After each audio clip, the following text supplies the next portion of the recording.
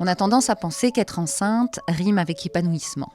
Et pourtant, pour certaines femmes, 9 mois de grossesse, c'est une vraie épreuve, physique et ou morale. Mais comment dire au reste du monde qu'on n'aime pas être enceinte ?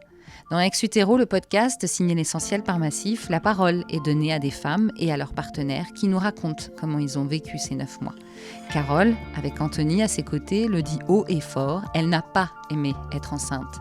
Même si aujourd'hui, Zoé 3 ans et Alma 3 semaines font son bonheur.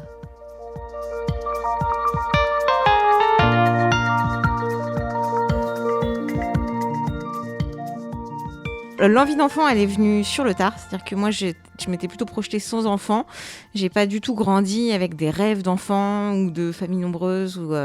Et c'est vraiment en rencontrant donc mon mari, qui lui en avait envie, pas forcément tout de suite, mais en tout cas pour lui, c'était clair qu'il en voulait un jour. Que bon, l'idée a un petit peu fait son chemin, et puis de plus en plus. Et puis on a fini par se décider, mais on était ensemble depuis 8 ans. Enfin, c'était pas quelque chose d'inné, et au début de la relation, c'était pas du tout une certitude. Par contre, j'avais toujours eu très envie d'être enceinte. C'est-à-dire que autant avoir des enfants, c'était pas forcément une fin en soi, autant la grossesse, ça me fascinait et ça me faisait rêver, quoi. Et je me disais toujours, c'est quand même dommage, parce que si j'ai pas d'enfant, je saurais pas ce que c'est d'être enceinte, et c'était presque ça qui me motivait le plus. Bon, et qu'est-ce qui s'est passé ? Je suis tombée enceinte. Donc ça a été la bonne... ça, c'était positif aussi, parce que je suis tombée enceinte très vite, très facilement. Donc voilà, on était toujours sur notre petit nuage, de se dire, ça va, ça roule, c'est chouette. Et puis en fait, déjà il y a eu une fausse couche au début, mais peut-être le premier mois où on essayait, donc on n'a pas vécu comme un traumatisme, parce que nous on se disait plutôt super, on arrive, enfin ça marche au moins, donc on verra si ça revient. Et puis ensuite, je suis tombée enceinte, là ça a duré, et c'est une grossesse où très vite j'ai été très malade. On a toujours entendu parler des nausées du premier trimestre et tout. Là, je sentais quand même que c'était costaud, et donc j'ai très vite été hospitalisée, en fait, parce que j'étais malade. Enfin, je passais des journées à vomir, et que en l'espace de 15 jours, j'avais perdu 8 kilos, quoi. Moi, je suis pas filiforme de base, donc en gros, on me faisait comprendre que c'était plutôt chouette, je perdais du poids, c'était un régime efficace. Il n'en reste pas moins qu'en fait, quand on perd aussi vite autant, il y a vite d'autres choses qui ne suivent pas derrière. Donc voilà, donc cette grossesse, elle a vite pris un tournant très médical et très angoissant, parce que j'étais vraiment super mal, et puis que les semaines passaient, et puis que ça allait pas mieux, et puis en fait ça a commencé à se calmer vers 4 mois et demi, 5 mois, et à 5 mois on a eu le coup de massue, qui a été que donc à la fameuse écho du deuxième trimestre, qui est l'écho super importante, morphologique, etc. Nous, notre bébé avait une malformation, et donc il a fallu interrompre la grossesse. On s'est relevé de tout ça un peu péniblement, vite, par chance. Donc, on a eu le go au bout de 2-3 mois pour pouvoir recommencer. En tant que couple, on n'a jamais... on s'est jamais lâché. On est toujours resté focus sur le même objectif. Donc, c'est pour ça que, en fait, dès qu'on a su que c'était possible, on a eu envie de recommencer, quoi.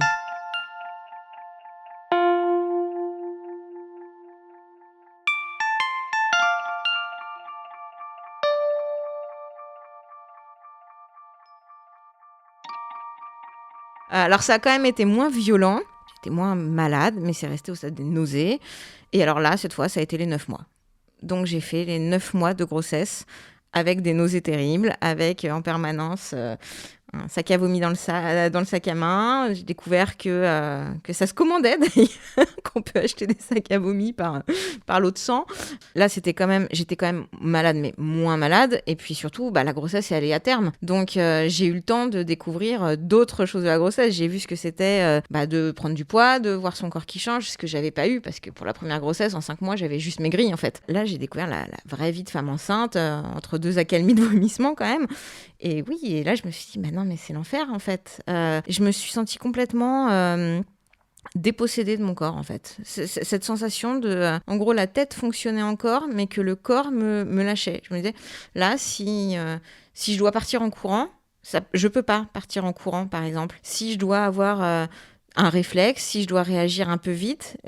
là, je sentais que mon corps suivait pas. Et c'était hyper angoissant de ce côté être un peu prisonnier de son corps. C'est vraiment une sensation que j'ai découverte et qui était même pas forcément liée à la prise de poids ou quoi. C'est juste, on sent qu'on réagit pas pareil. Et même psychologiquement, je me souviens que on en rigolait avec mon mari.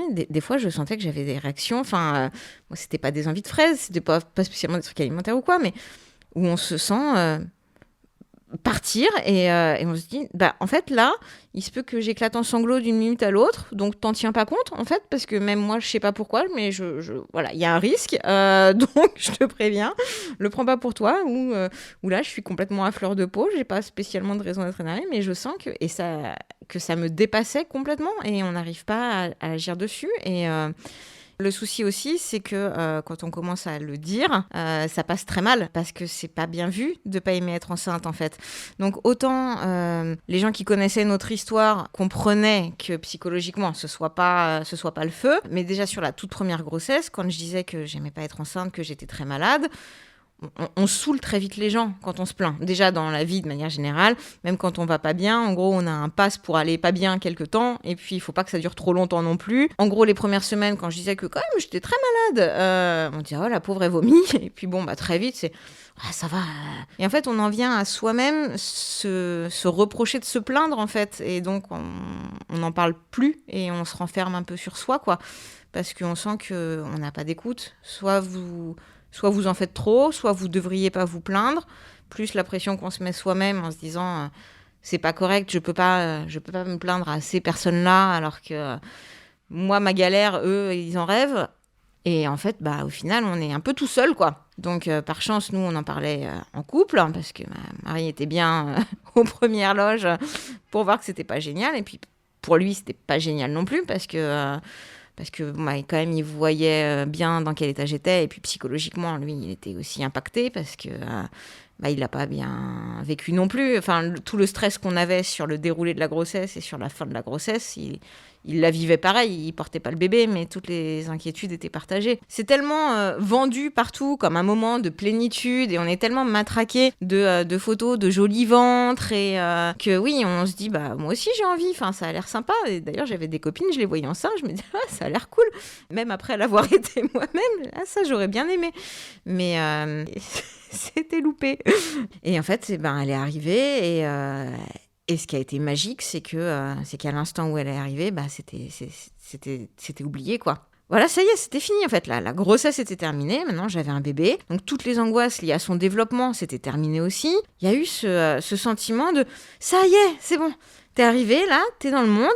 On arrive quand même à bien se mentir, hein, parce que même après la naissance de Zoé, par moi, j'étais un peu nostalgique de la grossesse. Je me disais, oh, mais j'aimais bien mon gros ventre. Enfin, des trucs complètement irrationnels, parce que, non, définitivement, enfin, bon, l'avenir m'a donné raison, j'aime pas être enceinte.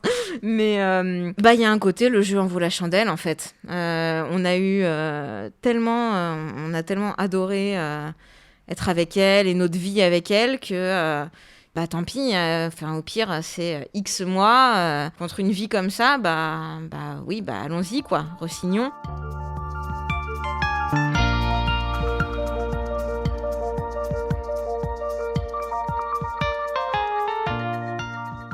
Même étant jeune, je me suis toujours vu avec une vie de famille et des enfants, donc je me suis jamais vraiment posé la question.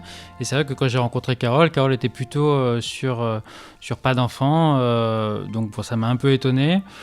Bon, après, ça se passait très bien entre nous. Je me suis dit, tout le monde peut changer d'avis, hein, et à moi de la faire changer d'avis. Heureusement, et finalement, aujourd'hui, on a 2 beaux enfants, donc elle a fini par changer d'avis. Mais effectivement, moi, je me suis toujours vu avec une famille et avec au moins 2 enfants. La grossesse, je l'imaginais effectivement comme on l'imagine tous au début, en fait, un peu naïvement.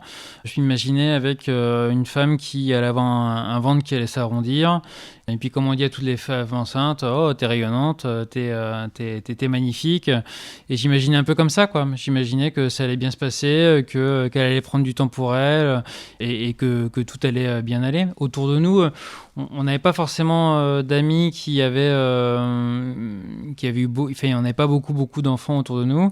Et les grossesses qui s'étaient passées, il n'y avait pas forcément eu de difficultés. Donc j'imaginais pas en fait qu'une grossesse puisse se passer comme ça. Et effectivement, on le sait qu'il y a des vomissements au début. Et donc il y a un côté, on se dit, ça va passer en fait.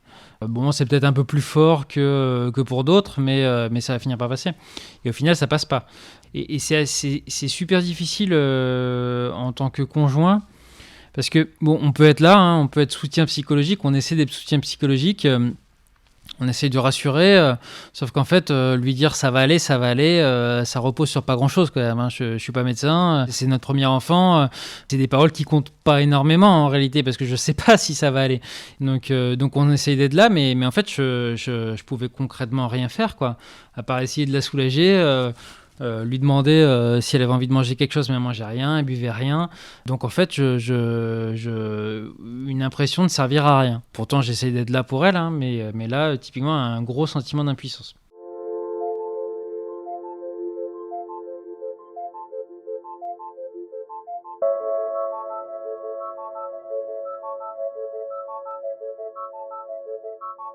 Donc malheureusement, j'ai ce sentiment d'impuissance, ce sentiment de pourquoi nous, un peu un sentiment de colère, hein, mais pas vis-à-vis de Carole. Quand j'entends Carole dire qu'elle n'aime pas être enceinte, pour le coup, ça me choque pas, parce qu'en fait, le sentiment de pas aimer être enceinte, il résulte de tout un tas de choses et de sentiments physiques et d'une pression psychologique et morale qu'on a pu constater pendant les 3 grossesses. Et donc oui, la société le juge énormément, ça. Mais au final, en parlant, en le dédramatisant, je pense que c'est déjà pas facile pour quelqu'un de... Je pense que Carole a préféré dire « j'ai adoré être enceinte, j'ai aimé être enceinte, c'était idéal ». Si les gens déjà arrivent à en parler, je trouve que c'est déjà une bonne chose et que ça peut peut-être permettre à d'autres personnes qui sont dans une même situation de mieux comprendre les choses et d'essayer d'avancer. Je pense aussi qu'il y a tout un imaginaire autour du fait d'être enceinte. On imagine que c'est rose, on imagine que c'est beau, on imagine que ça va être bien. Et peut-être qu'en fait, il y a une déception et que tout ça n'arrive pas. Si on peut en profiter, c'est bien, c'est super. Si dans l'absolu, on n'en profite pas, on n'en profite pas, quoi. Enfin, je veux dire, on ne juge pas forcément toutes les personnes qui n'aiment pas les choses que les autres aiment. Donc, là, c'est un peu la même chose. Et aimer être enceinte n'est pas une fin en soi, à mon avis.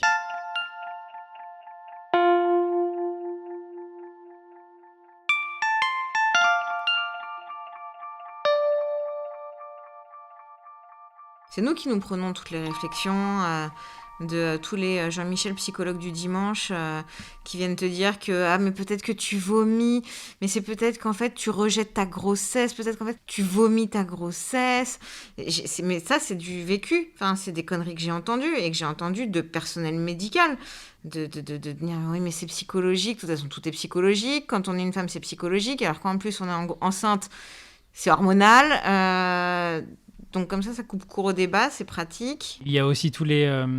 c'est surtout de la génération de nos parents, hein, mais tous les bons remèdes de grand-mère, là, et où Carole, elle est au fond du trou depuis 2 mois, c'est la 3e grossesse, il y a des hospitalisations de 10 jours à chaque fois, et on vient nous dire que franchement, bois un peu d'eau citronnée, ça va aller mieux, quoi. T'as essayé le gingembre T'as essayé le gingembre. Ça, c'est un peu difficile, effectivement, d'entendre ces bons conseils qui de base, sont là pour essayer d'aider, hein, mais... Oui, c'est pas mal intentionné. Mais ça renvoie au truc de... c'est pas grave. C'est pas grave, ça doit se régler simplement. Non, en fait, c'est un peu plus complexe, là. Et alors qu'en plus, au-delà du côté pathologique, on dit qu'on n'aime pas être enceinte, on est sorti de la conversation, parce que du coup, ça devient un débat sur « Ah bah moi, j'ai adoré. Ah bon, mais tu dis ça, mais tu regretteras. » Et en fait, c'est le pendant. C'est-à-dire que pendant des années, j'avais dit « Franchement, je suis pas du tout sûre d'avoir des enfants. » On me disait « Non, mais tu regretteras plus tard. » Et là, c'était « Non, mais tu verras, ça va être... » Mais non, en fait. Je le sais. Je vous demande pas de me dire ce que je... Non, Malheureusement, ces gens-là, en fait, tant que t'es pas passé par là, tu peux pas comprendre, quoi. Souvent, ils ne passent pas par là. Non, c'est que heureusement, en fait, ils passent pas par là. Ouais. C'est une situation où tant qu'on l'a pas vécu, ou tant qu'on n'a pas vécu une situation un peu équivalente. Je disais, quelqu'un qui aurait accompagné une femme qui a eu un baby blues, par exemple, peut-être que tu peux comprendre que du coup, il y a des choses très dures qui peuvent accompagner une grossesse et un bébé. Mais moi, avant que ça se passe comme ça pour toi, j'imaginais pas qu'en fait ça puisse se passer aussi mal. Du coup, je peux entendre et je peux comprendre que les gens ne le conceptualisent pas en fait. Non, parce qu'on a envie que la grossesse, ça reste un moment sympa. Moi, si je rencontre une femme enceinte, je vais pas spontanément la noyer sous mes anecdotes de grossesse. C'est clair. Une femme enceinte. Après, une femme pas enceinte, je vais en parler plus ouvertement. Mais parce que je pense qu'on s'auto-censure aussi et qu'on se rend pas service en s'auto-censurant, quoi. Et vu qu'on voulait pas l'annoncer, quand nos potes nous proposaient de sortir, de faire des choses, on disait non. Et il y a un moment aussi, on passe pour les gens, disons, qui sortent plus, on les voit plus. Pourquoi ? Et parce qu'en fait, on veut pas dire Carole est super mal, elle est au fond du trou. Et on protège qui ? Certainement pas la femme enceinte non, ou le couple qui morfle. Juste, on essaye de pas avoir un sujet difficile à aborder, peut-être à un moment.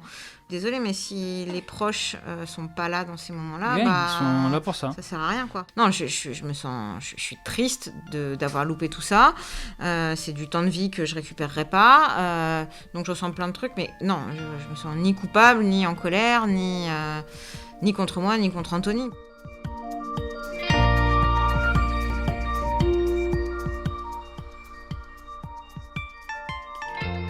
Retrouvez tous les épisodes d'Ex-Utéro sur toutes les plateformes d'écoute de podcast et sur le site l'essentiel en un seul mot.massif.fr.